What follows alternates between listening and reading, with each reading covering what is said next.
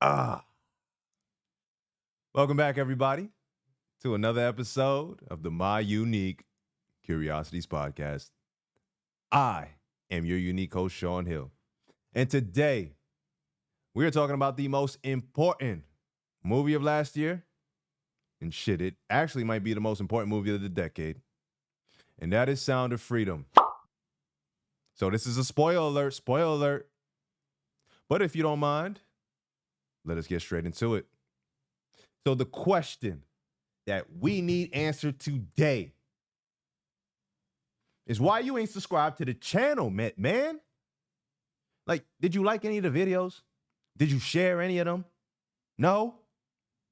You see, shit, I don't feel appreciated. You see, I don't feel appreciated that I'm doing this and y'all not doing any of that stuff, man. You know what? I'm gonna stop doing videos. I'm not doing no more.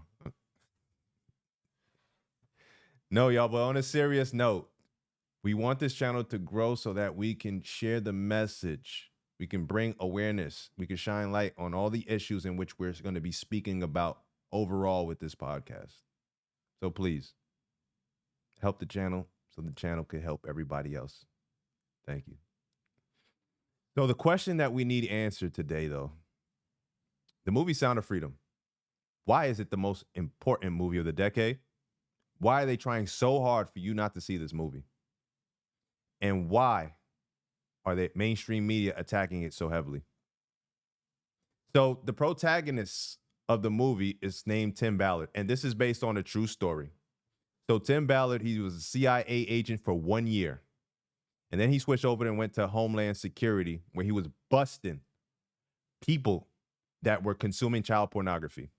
But it was pissing him off that he wasn't able to go after the actual people that are producing the pornographic films. He wasn't able to actually get the people that were engaging in sexual acts with children or able to rescue the children at all. But in 2006, there was a law change. And the law change is that U.S. agents are now able to go overseas and prosecute U.S. citizens that are over there engaging in sexual activities with children, bringing them back over here to America and prosecuting them as if they committed the crime here. So then the movie begins off with a father, right? The father is approached by a talent agent recruiter. Her name is Giselle. Giselle overheard his daughter singing. And Giselle told the father, your daughter got a very beautiful voice. She could be a star one day. Giselle also saw that the father had a son. So Giselle said, you know what? Here's a card. Has a location there. I want you to bring your son and I want you to bring your daughter to this location for a tryout. See if they can make it. So the father thinks about it. He says, okay. He brings them over there. When they get over there, Giselle opens the door and there's a whole bunch of other kids over there as well. So then before the father actually walks in, both the son and the daughter walks in. Before the father walks in, she stops him and says, come back in a few hours. They'll be safe here. The father says, okay, dummy. So the father comes back in a few hours. He goes to the door. He knocks on it. No answer. Pushes the door open. Nobody's there. It's pitch black. Goes to the next door. Pushes it. Pitch black. Nobody's there. So to make the long story short, as we mentioned with Tim Ballard, the protagonist of the film, the Homeland Security agent, he ends up rescuing the son. The son was trafficked. The son was abused. He was sodomized. And the son pleads to Tim, please save my sister. So Tim finds out that his sister is in Colombia. So Tim goes to Cartagena on a special mission. I believe it was 2 weeks. They gave him 2 weeks to find his girl. Now, he didn't find the girl within the 2 weeks. He saved a lot of other children. And he wanted more time. He was close to getting the girl. But his boss was like, nope. Pack it up, come back home. We ain't going to be funding all of this to find one girl. So now Tim has a decision to make. Do I just pack it up and go home? Or do I quit my job and I try to save this girl? But a quick rundown. So Tim has 6 children and a wife at home. So if he did quit his job, he will lose the income in order to support his family. And there's a 50% chance that he's not making it back home alive. So he decides to call his wife. He gives his wife the quick rundown, and his wife tells him, Tim, you stay out there until you find that little girl.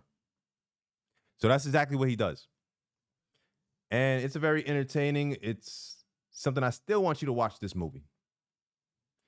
But he ends up finding the girl at the end. And at the end of the movie, they are giving you eye-popping statistics. They are giving you statistics like child pornographic films and pictures are up like 5,000%. They're telling you it's a $150 billion industry. It's second to the drug trade. They're telling you that 350,000 American children are missing every single year. Out of that 350,000, 100,000 of them are trafficked.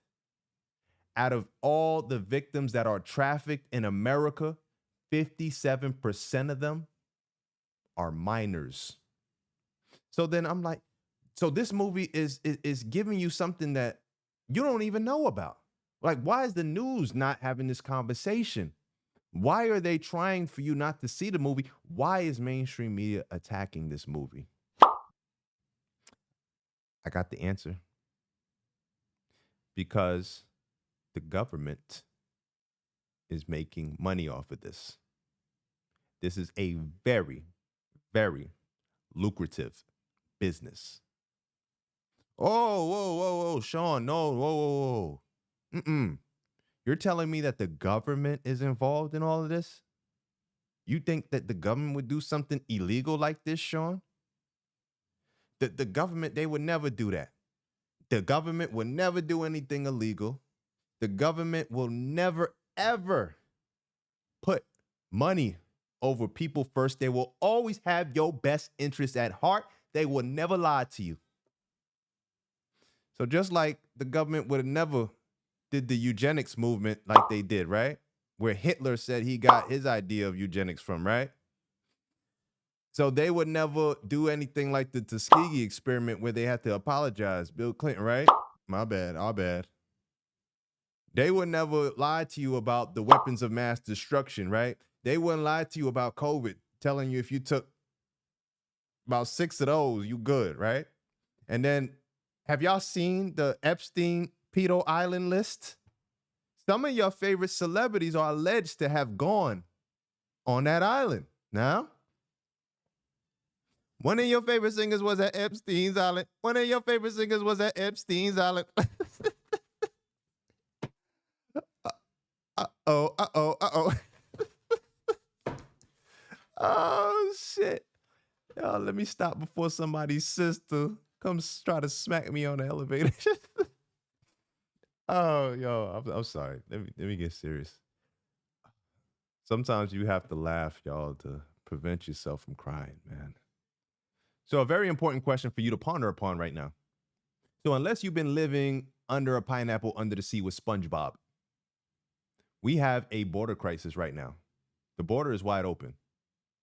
So because our border is wide open, the question is, does it make it easier for children to be trafficked inside of America?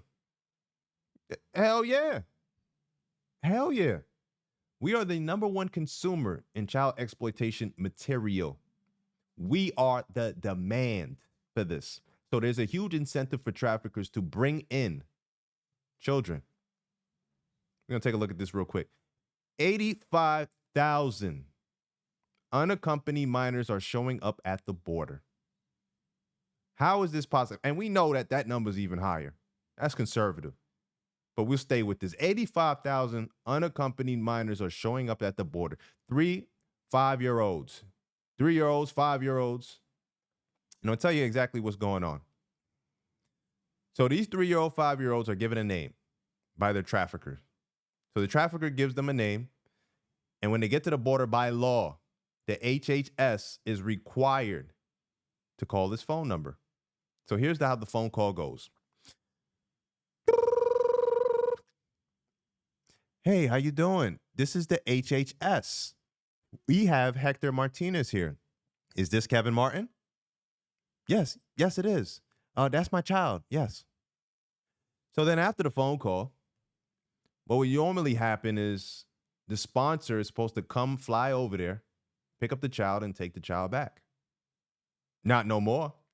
Not no more. You see, our U.S. tax-paying dollars are being used to transport these children via plane or by bus. So our tax-paying dollars are being used to fund sex trafficking. So I want to mention this. Tim Ballard, he started an organization to fight human trafficking. It's called Operation Underground Railroad. It's a nonprofit organization that rescues children from sex trafficking and sexual exploitation. His team, he has former government operatives. He gave up his career to focus on rescuing children now because the U.S. government is not fighting. So he made it his priority to do it. So according on his website, his team can work in any jurisdiction and alongside law enforcement to rescue children directly. They have already reported been involved in more than 4,000 operations and 6,500 arrests since their inception. Now, Tim, he said that they've extracted over 6,000 women and children who they helped get into recovery. So please give this man a round of applause. Please. A true man and a hero. And brother, I have the courage that you have, at least half of it. Salute to you, my brother. So y'all, I want to go back here. Now, I promised myself I was not going to yell at y'all today. I know y'all not watching child porn, but y'all watching porn. And y'all need to stop it because you're fueling the demand. So the next episode is the last episode that we're doing on pornography. And it's going to be the most important episode of this series. And that is the solution. Can't wait to see y'all there. Until next time, make sure the question, why, is being used on your part every single day. Peace.